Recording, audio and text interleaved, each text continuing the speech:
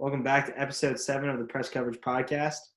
Wanted to start off this episode by paying our respects to Don Shula, former Miami Dolphins head coach, won 2 Super Bowls, was in charge of that undefeated season back in the day when they had Bob Greasy at quarterback, won those 2 Super Bowls, and just wanted to pay our respects. So now we're just going to dive into it. Andy Dalton signed a 1-year, $8 million contract with the Dallas Cowboys, and what do you guys got to say about that? I feel like you're overlooking Bob Greasy. A lot of us kind of forget about him a lot when it comes to Don Shula and his incredible undefeated season. But, okay, back to Andy Dalton. Let's talk about Bob Greasy for a second. You think Bob Greasy's the reason?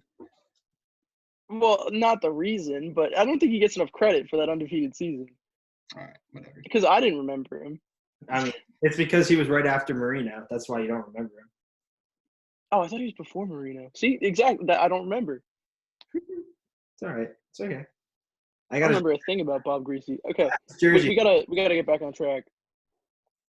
So when it comes to Andy Dalton, the Cowboy, he got $8 million for 1 year, and he's probably gonna sit and be a backup. What do we think?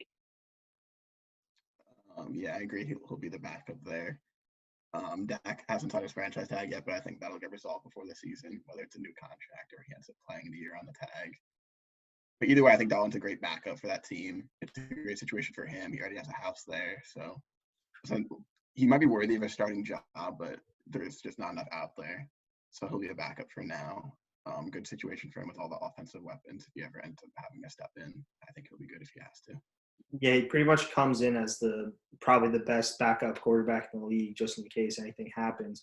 I heard something interesting today that the Cowboys might be having a safety kind of net by signing Andy Dalton, just in case in a crazy scenario that Dak Prescott got the coronavirus and he couldn't play, but the NFL was like, okay, Cowboys, you can still play, just Dak can't, and you have to go with your backup. And Andy Dalton's definitely a better option than somebody else. So I think it's definitely a good precautionary signing, and I think that it's a good contract for Andy Dalton as well. I agree it's good for Andy, but I think when it comes to all the contracts the Cowboys have been giving out, right up until signing Dak, right after they tagged him, they started signing all these free agents, and Dalton is another name to add to that list. But at $8 million for this 1 year, if they were to just not sign Dalton and pay Dak what he wanted, that contract is the only thing they would have had to get rid of, is the Dalton contract. So I agree, maybe you need a backup, but I think bringing in Andy Dalton could make tensions with Dak and the Cowboys even higher. And if Dak really thinks he can hold out and get bigger money for next year, he might not want to play for Dallas, because he was talking about not wanting to play if he had to sign the tag. So I think that could be a huge development. We might see Andy Dalton start the entire season. We might see Dak get pissed and ask for a trade. I think anything is on the table now. And if anything, if I were Dak, this would feel similar to how Aaron Rodgers is feeling up in Green Bay, having Jordan Love being drafted with the first overall pick. But instead, it's me not getting my big contract because the backup quarterback came in and ate up $8 million of cap. So I think everything you said is way over the line. Yeah.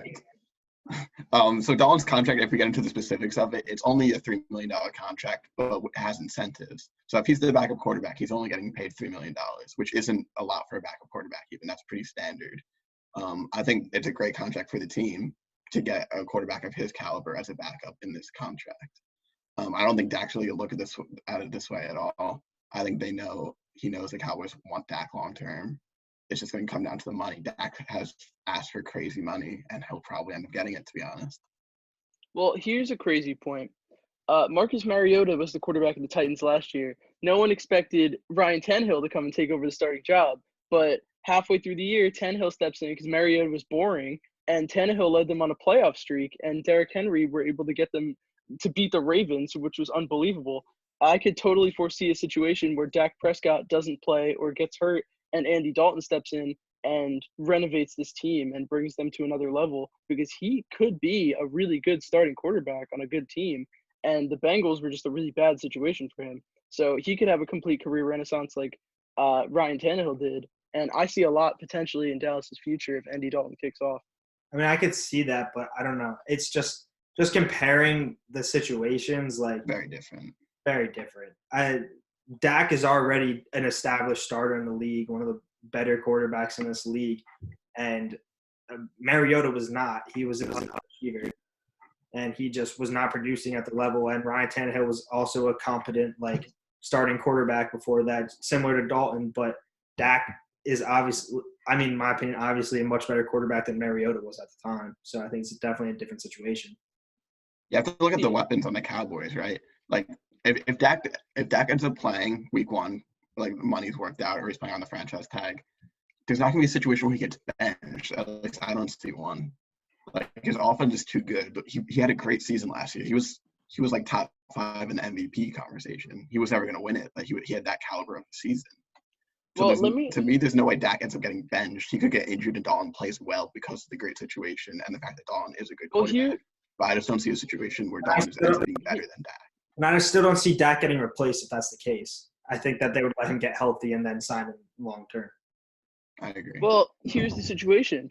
We know Dak wants more money than he's been offered already, and we know Andy Dalton is there. With Mariota, it was different because he was stagnant and his play wasn't doing that well. But the year before that, the Titans were in the playoffs and beat the Chiefs.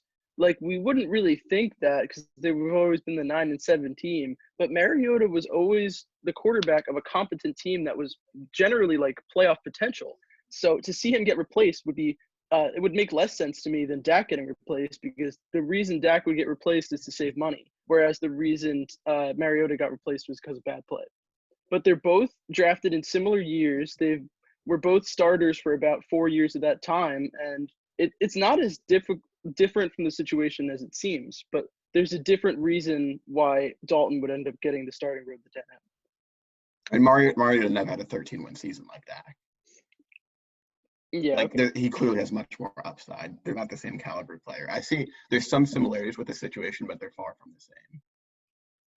And Tannehill's been a starter since 2012, Leb, so I don't know what you're talking about here. So is Andy Dalton. No, but you said 4 years.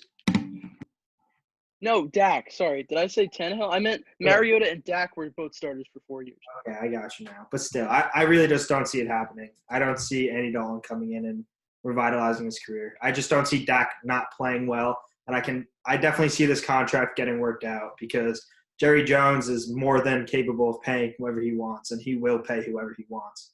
So I think it'll get worked out. All right.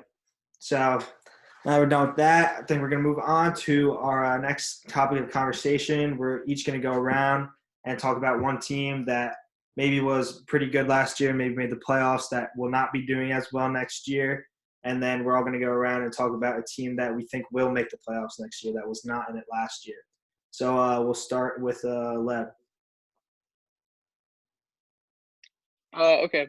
So my team that was not in the playoffs last year that I think will make the playoffs this year is the Colts. I almost forgot what team I picked for this segment. But the Colts had a crazy offseason, really just because Andrew Luck had to get replaced, and they knew Jacoby Brissett wasn't really going to get them over the hump. So they signed Phillip Rivers. They traded their first-round pick for DeForest Buckner, and they made a lot of really smart picks in the mid-rounds of the draft, like Jonathan Taylor and Michael Pittman in the second round, along with other depth pieces that I might not be able to name off the top of my head. But they had a really strong offseason for what they were put into, and they have a really strong roster right now going forward. And I think they are overall better than the Texans, because the Texans only have Deshaun Watson and some random pieces that they all got generally downgraded. And the Titans, I think, could potentially collapse. They're my dark horse miss the playoffs team.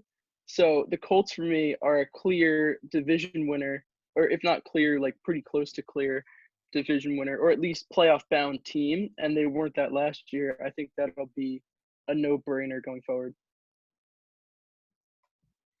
So, what do you think about that? Because I tend to agree that I think the Colts are going to be really good this year.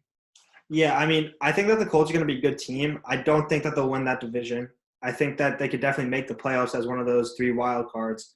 But, they definitely improved a lot. I definitely agree with that. But I still think that the Titans have a more complete roster than they do. And I believe that You don't know what you're going to get out of Deshaun Watson. So I think that maybe all three of those teams can make the playoffs. I think that's one of the more competitive divisions in the AFC this season.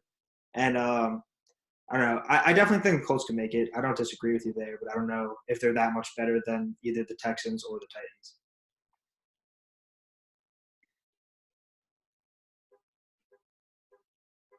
Yeah, I'm with Leb here that I think they're the best team in that division. I think they'll win it. To me, they clearly have a better roster than the Titans at this point, in my opinion. I know Pete might disagree with that, but I think as long as Phil Rivers plays competently, he doesn't even have to be amazing, but he can't be what he was last year. And I don't think he will be because he's got a nice offensive supporting cast, one of the best offensive lines. Yeah, generally. I think the roster is clearly better than the Texans as well because other than Deshaun Watson, they're kind of a wreck right now. So overall, I think they're the best team there. If it weren't for the offensive line in LA, Philip Rivers probably would have been back to elite form, which he was 2 years ago. Now he's going to the team with arguably the best, if not definitely top 5 offensive line in the league. He's going to have a lot more time. His weapons are a little weaker, but drafting Jonathan Taylor definitely puts me over the edge for them to win the division. Yeah, my thing is I feel like you're just discounting the Titans too much. You can't deny what they did last year once Tannehill stepped in. And I know at least Michael doesn't agree that Ryan Tannehill is not that good of a quarterback, but he was a good quarterback last year. When he played, he delivered. They didn't ask him to throw that much, which is fine. They're probably not going to ask him to throw that much again this year, but when he did throw, he was effective. He did not throw many interceptions. He did a great job checking it down. He hit up A.J. Brown when they needed him, and he came in clutch. And I think that, the rosters, talk about the offensive line of the Colts. You got to talk about the offensive line of the Titans too. They've been one of the best units for the past 5 years. And they lost what's his name? I can never remember his name. Conklin. They lost Jack Conklin, but they also added a couple guys in free agency and a couple guys in the draft. So I don't think that you can take that away from the Titans, and I still have them winning that division this year. Yeah, we're going to get into the Titans a little more later as well, so we can probably move on from this. Yeah. Okay. So what do you think, Matt? Who do you have not making the playoffs that didn't last year? So I don't think this team's a lock for the playoffs just because there's so many good teams in the NFC this year. It's going to be a race. But one team that's not really even in the conversation among most people is the Falcons. And I think it's mostly just because of everyone else being perceived to be better than them. But the Falcons are quietly improving, and they still have a lot of the same players from that Super Bowl run. It's really not that different of a roster. You bring in Todd Gurley at running back now. We'll see if he'll be able to hold up, but it should be an upgrade over what Freeman was. There's been some improvement to the defense, and they still quietly have one of the best receiving duos in the entire league with Julio and Calvin Ridley. That's definitely at least a top 5 receiving duo, probably higher. And Matt Ryan is quietly, again, probably a top 10 quarterback, at least somewhat similar to that level. And to me, that's all you need to make the playoffs, especially now that there's 7 teams that can make it. I think they quietly have a good chance. Yeah, I agree with you there. I think it's definitely a team that's been flying under the radar, to say the least. They definitely upgraded at a couple positions in this offseason. And as you said, Matt Ryan, great quarterback. I think Todd Gurley gets down to Atlanta and revitalizes his career, maybe do some of the stuff that he did back in Georgia. And I don't know, that offensive line, they drafted two offensive linemen last year in Lindstrom and Caleb McGarry. So a second year in the league, I think that it'll just help them, and I think that that's definitely a dark horse. Yeah, I could agree that it's a dark horse. It's just not one that I really think is going to make much of a significant change from last year. They were really incompetent the first half of the season and then turned a switch and just kind of started exploding offensively and defensively. Well, not as much, but they were able to string together some wins and end the season 7-9. But to me, with the Bucs getting significantly better and the Saints getting significantly better and the Carolina Panthers getting a quarterback that isn't Kyle Allen, Will Grier, or whatever else they could scrap up off the bench, I think the Falcons are going to have a lot tougher of a time in the NFC especially, let alone just their division getting significantly better with the Bucs and competent enough to probably split with the Panthers. So they're going to have a lot of losses in the division alone. And they had maybe a second or third place schedule for them. Third. Because they tied with the Bucks. So, I mean, they might have a little bit of leeway with it, but if they're going to play like the NFC West, for example, if they have to play them, that could be another 3 or 4 losses. So it's really tough to put them maybe in the playoff race. I like the extra spot so that they have a chance maybe at 9-7. But even still, I think it's going to be a lot more difficult for the Falcons this year than it was last year. All right, so I think we can agree somewhat that the Falcons have an offense worthy of making the playoffs. Are we in agreement there? I think it comes down to whether Matt Ryan is going to play well or if he's going to play average. Okay.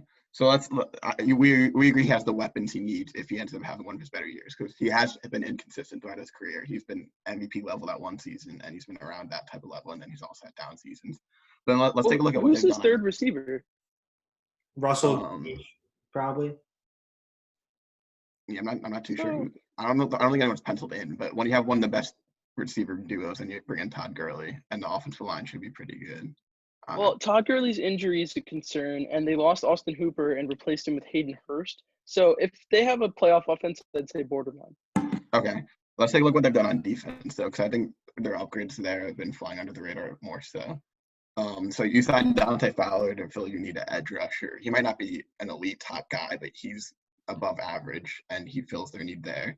And then you draft corner in the first round, right? It might not be the guy they wanted, but with AJ Terrell, people might say it's a stretch, but he fills their need at corner. And then even in the second round, Marlon Davidson out of Auburn, he's had hype to be a first-round pick. Not so much during draft time, but before that, leading into it. So to get that caliber of player in the second round, their defense is going to be upgraded. It might not be one of the better defenses in the league, but it seems like they're at least competent all over the board. And if Matt Ryan is able to elevate this team, then they've got a shot. Yeah, I think that the only thing that is really stopping them is how good that division is, because I agree with you. They definitely upgraded on that defense, and Deion Jones is one of the best linebackers in the league. So, and I definitely agree that that's a playoff caliber offense, because you saw what they did 2 years ago, and they just keep adding. So I like the pick, honestly. I'm just worried with the Falcons about how much better the Bucks got. They both went 7-9 last year, and the Falcons definitely got better, but the Bucks got significantly better. And I think they used their first-round pick better than the Falcons did, and they used some other picks better than the Falcons did. And obviously, bringing in Tom Brady and Gronk is going to put them significantly more over the edge than Atlanta. So it's tough for me to give them the playoff nod. I know they are a good team, but the Cowboys could easily make it. The Eagles could easily make it. 3 or 4 teams in the West could make it. The Packers and the Vikings could make it. There's too many wild cards for me to think that the Falcons are going to be the last slot there in the NFC. Yeah, so really quick about the Bucks. I agree that they're going to be a lot better, but I know you think that too. But I'm curious why you think that so much, because I know you've been wanting to say that you believe Tom Brady's been more of a product of the New England system overall, and you don't think he's even like amazing on his own. So why do you think him walking into Tampa Bay is such a huge upgrade if you're not that big of a Tom Brady guy, especially at his age? Personally, it would be the winning culture that he brings in right away. And the biggest problem last year with the Buccaneers was Jameis just throwing 30 turnovers and probably some other turnovers here and there with fumbles. Whereas Tom Brady is very conscious with turnovers. He's not going to just make dumb throws. He'll throw into the flats where it's open and take yards. He's declined with maybe the deep ball, but this will be the best offensive supporting cast he's ever had. He has a coach that has a really good system. It's not Belichick, but it's going to be something really good on offense. And I think he's going to turn a corner and really thrive in Tampa Bay more than maybe he had in New England the past couple of years. And they won the Super Bowl 2 out of 3 years. So it's kind of unbelievable that maybe he'll be in a better situation, but he's not going to win as much. I think it's a better situation, but Belichick is just so good that he's not going to get the wins he did in New England. I would disagree with best supporting cast he's had, right? Over the years, he's had great receivers. The year with Randy Moss, for just one example. And then Yeah. And then it seems like you're basically arguing that Tom Brady is great without saying it, and you just refuse to say it. uh, it's not that he's great. It's just that he's better than Jameis. Like Do you Jameis think he'll is be able to put up the type of numbers Jameis did, like 5,000 yards, 32 touchdowns? 'Cause I don't see that no, happening. no, I Okay, don't. so why are you so sure that it's an upgrade? Because when you bring in a quarterback who's won Super Bowl doing his entire career, you're bringing in a very different presence to the team, and that makes a huge difference, especially for a place like Tampa that all they really needed to get over the hump is a quarterback. I don't know if I would that's say true, but I would fair say a enough. similar thing if the Buccaneers were able to bring in a quarterback like Philip Rivers, like the Colts did, or maybe even Cam Newton. Maybe not to the extent. I would rather have Tom Brady than Rivers or Newton or Dalton. But if they bring in a guy like that who's not going to throw turnovers all the time, I think they could have a much better season. I think Brady would be the best of the options they had available there. But I mean, Brady to me is still maybe a top 11, 12, 15 range quarterback, even though he's old, not mobile, and can't throw as far. Like he's going to make smart decisions. And that's really what the Buccaneers are going to need. I don't think Tampa would be getting nearly the same hype if it was a Phil Rivers signing instead of Tom Brady. I agree. Maybe not, but I think quietly they would be significantly better with a guy like Philip Rivers. Okay. All right, so let's move on here. So my team that I think will make the playoffs, going back to the AFC, and I'm picking the Denver Broncos. So throughout the draft and free agency, throughout free agency, they really bulked up that defense. They lost Chris Harris, but they went out and traded for AJ Boye. And then they also traded a 7th-round pick for Jarrell Casey. And they also gave Jeffrey Simmons his money. So therefore, I think that defense has definitely been revitalized, getting maybe not back to that Super Bowl 50 defense, but definitely still a very good defense. But also in the draft, they addressed the offense. In the first round, they went out and got their guy in Jerry Jeudy. Having Jeudy and Courtland Sutton lining up on opposite sides will definitely be good for that young quarterback, Drew Lock. And Noah Fant's rookie year went pretty well. So did Drew Lock's at the end of the year. He started, I think, 6 games and went 5-1. So they kind of turned it up at the end of the year. And I expect a lot out of them, and I expect them to have a very good season. Yeah, the Broncos, I think it really just comes down to whether or not you believe in Drew Lock. He has everything set in place for him now to start winning games.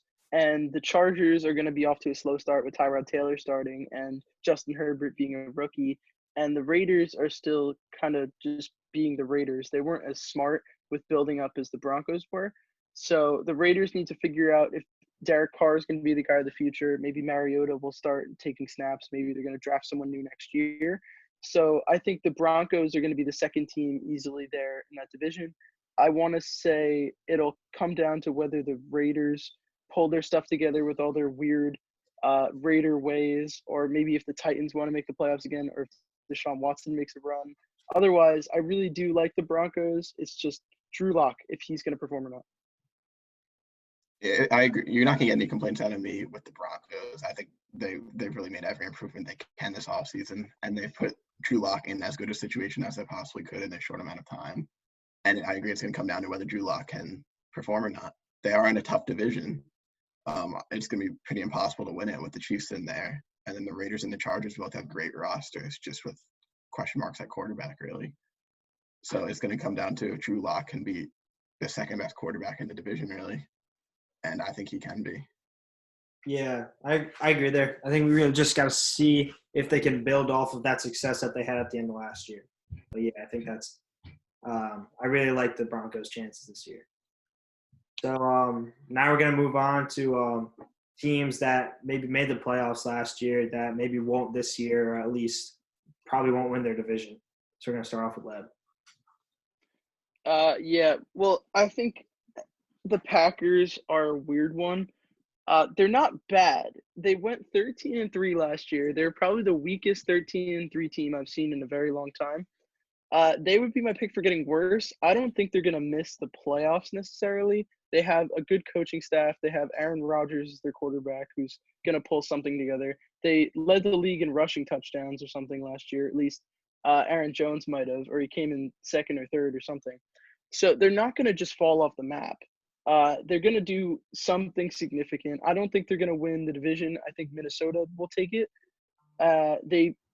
There's a chance that they miss the playoffs, and it's odd that Vegas has their wins at 9, plus minus 9 wins when they were in the conference championship last year.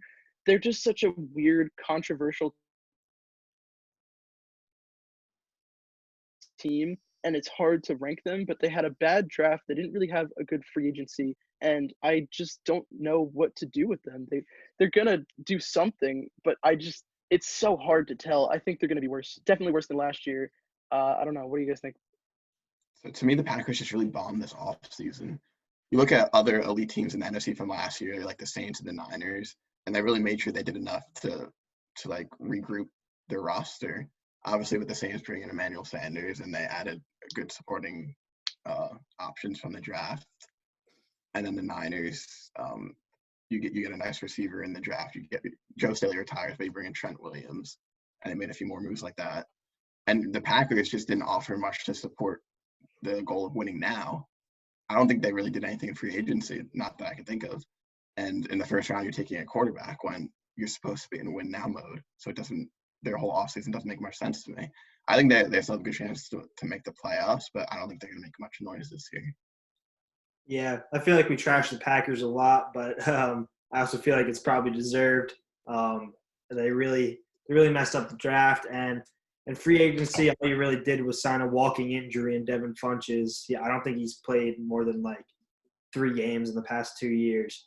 So yeah, I don't think that they'll be as good as they'll definitely won't win 13 games.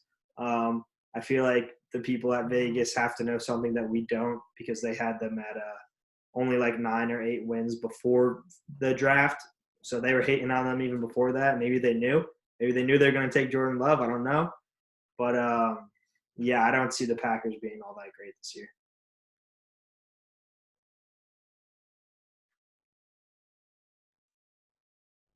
Yeah, I think we all kind of agree with this one here.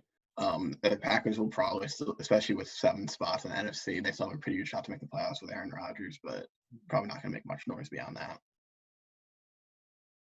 I don't know. I feel like they probably will make the playoffs, and it'd be sad to write them out unless maybe there was some sort of like major injury with their defense, or obviously with Aaron Rodgers, or if something else like unexpected were to happen. I can't really see them, especially with an extra wild card team, missing the playoffs. Um, but like otherwise, like they're not going to go 13-3. I can't really see them winning a playoff game. I think is where I'm going to put them officially for now. Could you imagine Rodgers goes down though, and somehow Jordan Love is like ready, and he just dominates? No. Definitely push Aaron out of town at that point. But they definitely did not have the best offseason, but then again, this might have just pissed Aaron Rodgers off. Aaron Rodgers could just go out there and absolutely have the best season of his career if he wanted to. And if he's pissed off, I could see it happening, getting the most he can out of guys like Alan Lazard and like his other receivers that you don't really know until they pop up. But if Aaron Rodgers is pissed off, I could definitely see them winning some games. I could definitely see them making the playoffs. But I don't know. I feel like everybody else got better and they just kind of stayed the same. Yeah, I think we all kind of agree with this one, so we can probably move on. Yeah, so I'm going to be talking about the Titans probably getting a little worse. To me, it comes down to they had one of those fluky types of seasons last year where they were pretty good across the board, but they didn't have very many injuries. And then they made big noise in the playoffs. But you look at what's happened this offseason, you lose Conklin on the offensive line. You trade away Drill Casey. Cameron Wake retires. And it seems like they've only gotten worse. And the fact that this is the type of team to me that I think the injury bug will probably hit them a little worse. They'll get 2 or 3 key injuries, and then they're just not going to be a team that can compete with the Colts or the Texans in that division, and probably won't even get a wild card. Yeah, I could see that. I could see either the Titans falling off or the Texans just having not enough for Deshaun Watson to work with. Maybe not next year, but in the years going forward. I think Tannehill may regress. They weren't asking him to throw very much. Now they're going to ask him to throw a little bit more. They gave Derrick Henry a franchise tag. I think that was a mistake. He probably should have been signed for long term. He's really the driving force of the offense, as we could see towards the end of the season last year. They might go 9-7 again. That's kind of their self-fulfilling prophecy. But otherwise, like I don't see a lot of big things in their future. With all those free agents, they lost a lot. Their offensive line is going to be worse and up and coming for next year rather than just the solid piece they had going into last year. So I think they miss. That was my team for kind of falling off a little bit. And I know, Pete, you're going to disagree. So why don't you take over? Yeah, I do disagree. I kind of spoke about it before, but I mean, yeah, losing Conklin's a loss, definitely a loss. Can't take away from that. But you bring in a guy, Isaiah Wilson, that you draft, and I mean, he was good at Georgia, so hopefully he can transition that to the NFL. But I don't think that they got worse. I don't think that they got that much worse, and I don't think that they're going to ask Tannehill to even throw the ball that much more than he did last year. He threw maybe 20 passes a game, 22 passes a game, and they're successful. Their game plan is to run the ball with Derrick Henry, and that's worked for them. So they're going to continue to do that. And Tannehill has always been a guy who's going to make those throws. Like, he's a guy who will make a throw when you need to make a throw, but he will not – he won't be pushing the ball down the field every game. He's a guy who needs a good running back, and he has that in Derrick Henry. And I think that they'll be just as good as they were last year. And the thing with the injuries, it's impossible to project injuries to any team. Like, obviously people are going to get hurt, but you don't know how that's going to happen. So maybe they'll be fine again, and they'll go out and beat the Ravens again. Nobody thought they were going to do that. Nobody thought they were going to beat the Patriots. So I think that they'll be just fine, do just as well as they did last year. Yeah, so to speak to what Lev said about Derrick Henry running the offense, I agree that if you just look at one player and you look at how the offense performed, it's easy to point to Derrick Henry. But to me, like Peter was saying, the offensive line is what drove their success. And you lose Conklin. And I know you said it's hard to predict injuries. You're right. You can't really predict it. But their offensive line seemed to stay perfectly healthy last year, and that's a position where you tend to get banged up. So if you're already losing Conklin and you end up dropping another guy, let's say, because I think that's pretty likely, I think that offense is really going to fall apart. And their defense has lost a few players. I don't think they're going to be able to pick up the slack. I don't think they're going to be a bad team by any means, but I think they're looking more like an 8-8, 7-9 type of team. Yeah, I mean, Casey was a loss, but I don't agree that Cameron Wade was a loss. He barely played any games, and he did not produce. You're losing Logan Ryan as well. Yeah, I don't think they're going to. Are they losing Logan Ryan?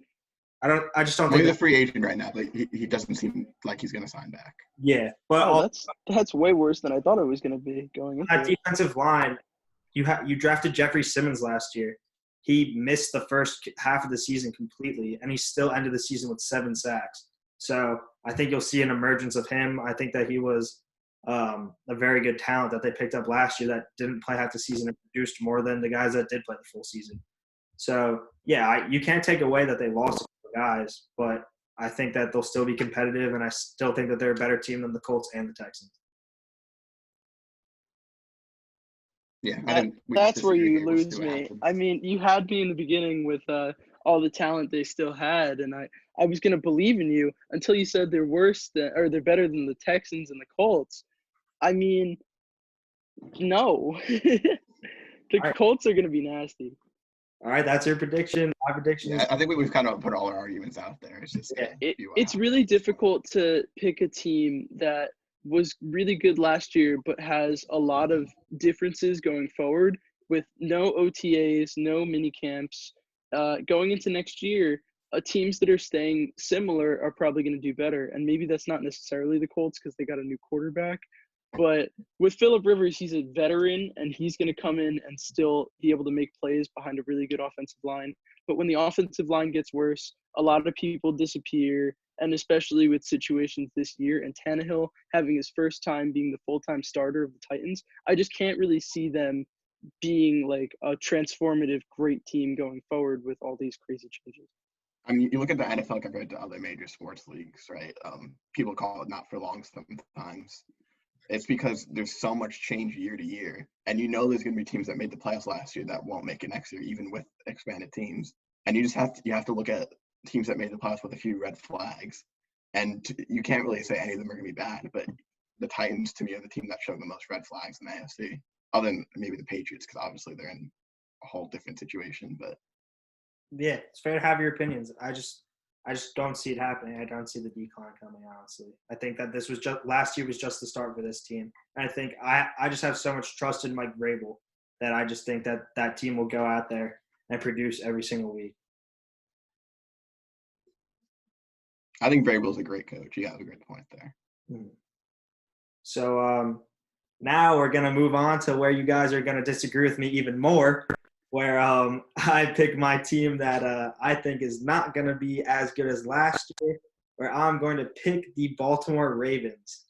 The Ravens obviously won the AFC last year, 14-2, only lost 2 games.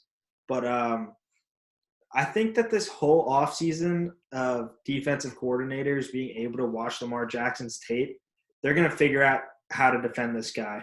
They're going to have they're going to have a middle linebacker on him. They're going to run spy defenses against him. And, I mean, maybe you're not going to be able to stop him completely, but I think that they'll definitely be able to contain him more than they did last year. And I think that he's also going to regress. Last season was – I feel as though it was an anomaly because he produced in college. He produced a couple years he produced last year in the NFL, but you don't know what's going to happen. I feel like their defense probably improved a little bit, but I feel like their offense is not going to be the same as it was last year.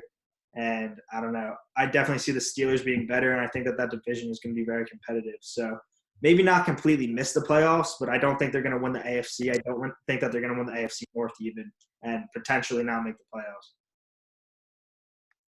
Okay, I want to start with you said that the defense got a little better, maybe not a lot better. I think the defense got significantly better with the addition of Calais Campbell.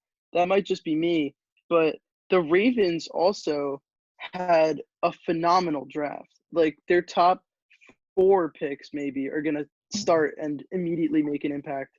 I believed up until maybe the draft happened that the Ravens were going to regress at least a little bit.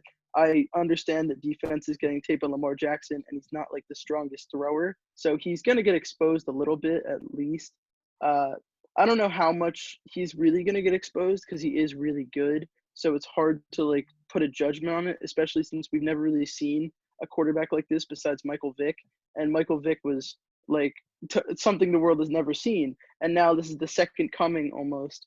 And it's hard to put a value there, but it's too much to ask saying the Ravens are going to do something as wild as miss the playoffs or lose the division after the crazy good offseason they had. And I know the Steelers are really good, but Ben Roethlisberger's 38. He just came off of shoulder surgery. He isn't what he used to be. And the Steelers' offense got way worse from 2 years ago. And it's hard to say that they're going to win the division when the Ravens got so many significant improvements. That's my main takeaway, I would say. Yeah, so if we're talking regression as far as record, I agree. I don't think it's just too hard to have back-to-back 14-win seasons, especially with their division clearly improving. Every team in their division is going to be better than it was last year. So I agree. I don't think they're going to be a 14-win team. As far as them regressing talent-wise, you lose me a little bit. I think the roster's only gotten better. I understand your main argument is just with Lamar Jackson, so let's take a look at that specifically. I think Len made all the points about the roster improvements already.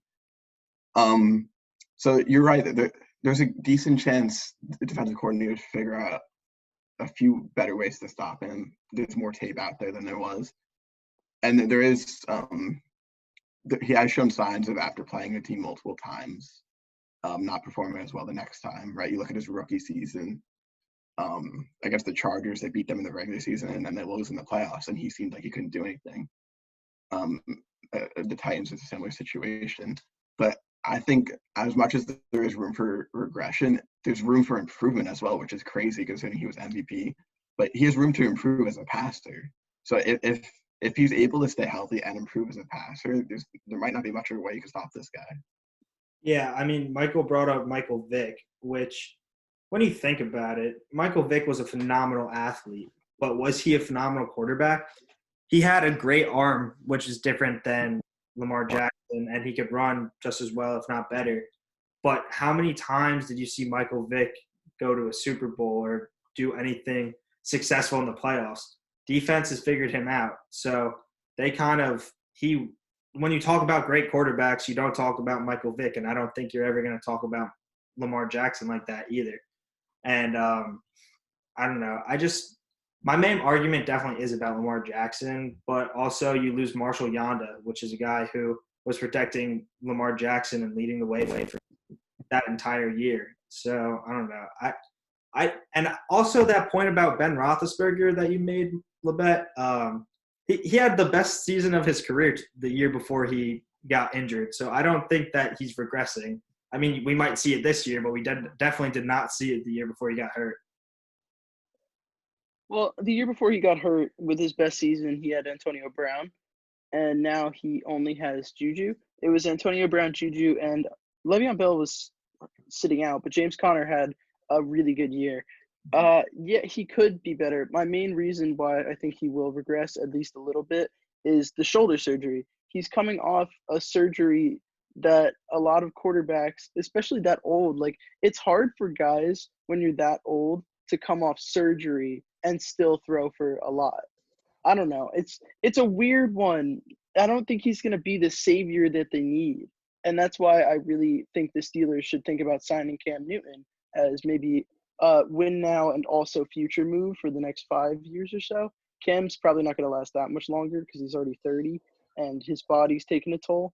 But it's just hard to really put a number on these things. Like it's hard to put a number on Lamar Jackson's regression, Roethlisberger's regression, but that whole division is going to be really tough, and those defenses are so good. So that's my piece on the North.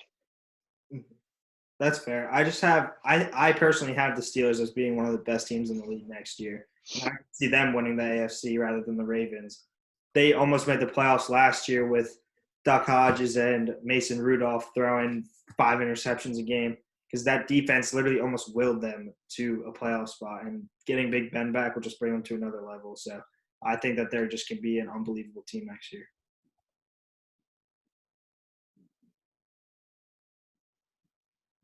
Well, then that covers all of our winners and losers. Did we want to talk about anything else? Does anyone have any last minute? Last thing I'll say about the Ravens is Lamar Jackson's going to get the Madden curse, and it's a wrap from there. Now I see where the argument's coming from. There's the argument. I thought I believed in the Madden curse until Pat Mahomes broke his knee and then miraculously came back out of like if you look at the reports, he had like some flexible knee ligament, and that's why he was able to come back so early. Most other people would have been out for the rest of the season. Pat Mahomes is a miracle worker, let alone the Madden curse. So I just can't comprehend that. But Lamar Jackson, he seemed to be the type of player that could somehow overcome the curse, right? Because he did get injured, and it was a pretty bad injury. So we'll see if Lamar can have the same ability. Lamar Jackson is not Pat Mahomes to me. Nope, not even close. That's the point. So maybe he can overcome the curse. He's not even close to Mahomes. We'll have to see. You're right. He's not close to Mahomes right now, but in 5 years they could be easily the 2 best quarterbacks, and no one else compares to them. Like he has that type of ability if he can improve as a passer. At this stage in his career, I don't think he can overcome the Madden curse. Yeah, and I think Deshaun Watson will generally be better than Lamar Jackson for as long as their careers go. Yeah, well, I think Deshaun Watson has already proved enough to be better than him. And I know he didn't win an MVP, but like just look at what Deshaun Watson is working with down in Houston and Bill O'Brien's bot coaching and GM ways. If you're talking about offensive weapons, he's had better weapons than Lamar. Yeah. He's had better weapons, but he hasn't had a good, like, solid organization to keep a foot there. That's fair. Yeah. And no offensive line, which is our biggest detail. Yeah. Mm-hmm. I don't think he'll beat the Mountain Curse. I think it's game for the Ravens. Yeah. We'll see what happens. But, yeah, I think that pretty much wraps up this episode. So make sure to watch this on Tuesday, and we'll see you guys again on Thursday. Yep. See you next time. All right, peace.